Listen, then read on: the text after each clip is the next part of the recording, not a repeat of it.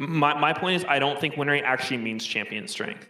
Like, I don't think win rate's a good metric for how good a champion is. I think win rate equates to champion strength in solo queue.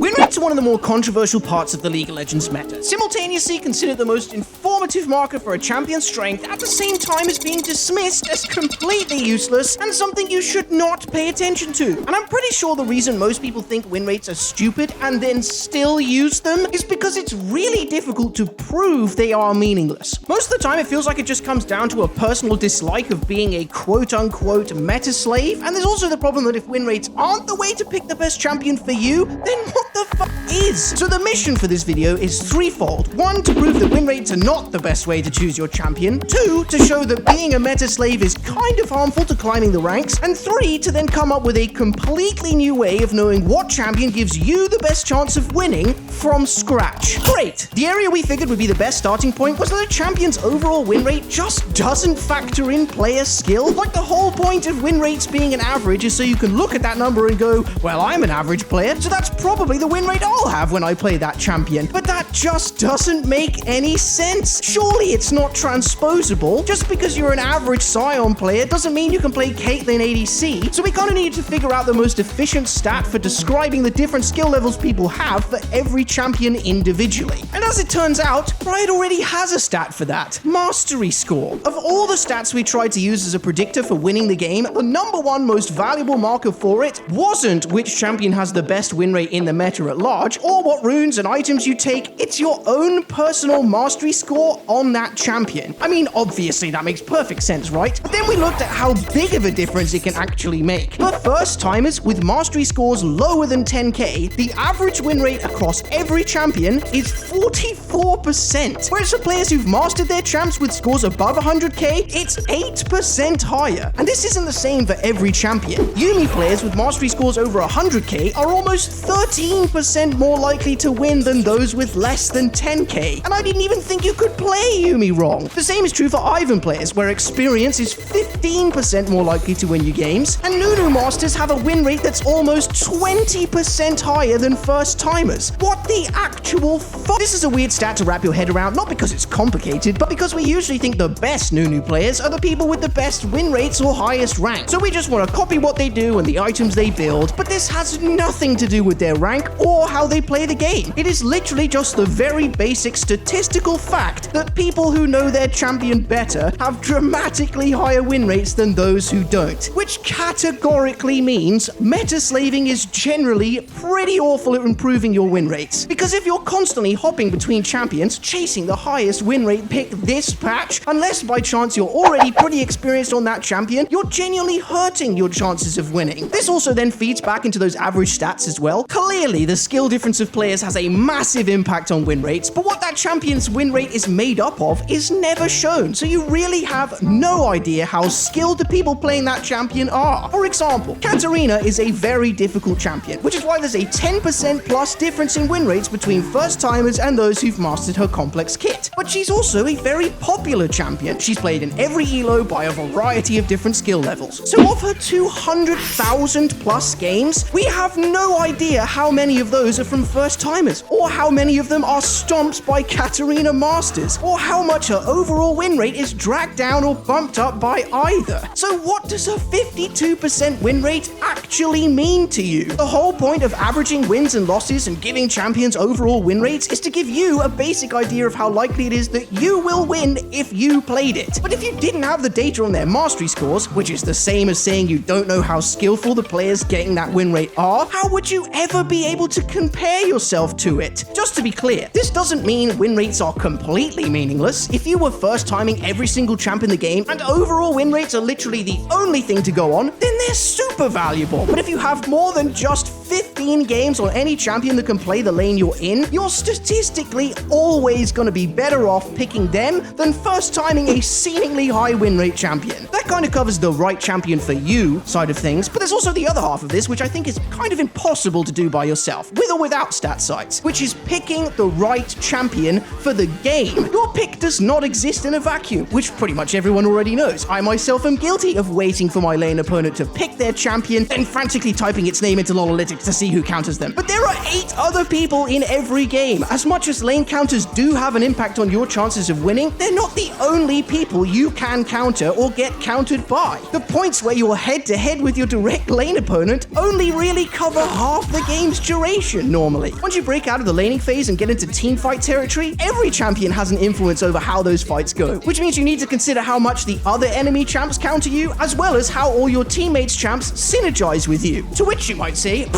well, how impactful could it really be? The answer is a lot. Take this example. We're against a Yasuo here, so picking a Sandra is fucking galaxy brain. Big, massive Yasuo counter increases our chances of winning by almost 4%. Talk about free low, am I right? No! The Sandra has a terrible win rate against every single enemy champ apart from Yasuo, which completely negates the good win rate she gets from counter picking, and she's literally got a negative win rate with her teammates because she synergizes so poorly with them. So what if we picked Ahri instead? But Ahri gets countered by Yasuo, he win rolls all her damage. Correct, it's literally an awful matchup for her. And yet, overall you'd be more likely to win because of how well she does against the rest of the enemy team and how well she synergizes with everyone on her team. Obviously, this absurd scenario isn't going to happen every game, but the point I'm trying to make is that picking the best champion against your enemy isn't just about your lane. And up until now, I've personally never given any thought to how well I work with my teammates. I fucking hate them all. But if there are examples where counterpicking actually gives you a worse chance of winning at the same time as counterpicking yourself improves your win rate, then clearly this shit is important when it comes to deciding what champion you should play. Which is why it's also impossible for you to do, because that's just far too much to research and evaluate in the 30 seconds you have to pick a champion. So what are we going to do? We'll build a AI. Seriously, to end this stupid debate, we just built a machine learning algorithm to do all of that for you. And after analyzing about 5 million games, collecting a ridiculously large amount of data, we actually found a solution to win rates. The AI guesses your rough skill level on every champion by comparing you to those same mastery score stats, then predicts how likely it is you'll beat the team you're facing with each of them, at the same time as checking how good it works with your teammates' picks. And I don't want to fucking blow my own trumpet, but it's actually pretty good as well. You have no idea the amount of effort and research it took to make this video, let alone to build the AI tool from scratch, and I don't expect you to care, but you can have a look at it if you want. It's right underneath the link to itero.gg, where you can download our brilliant app. Just give it a try. If it doesn't live up to the hype I've given it, you can just uninstall, and I'll also eat my shoes. So just remember, if you're only looking at win rates for your best pick, it's probably going to end up being completely dog shit.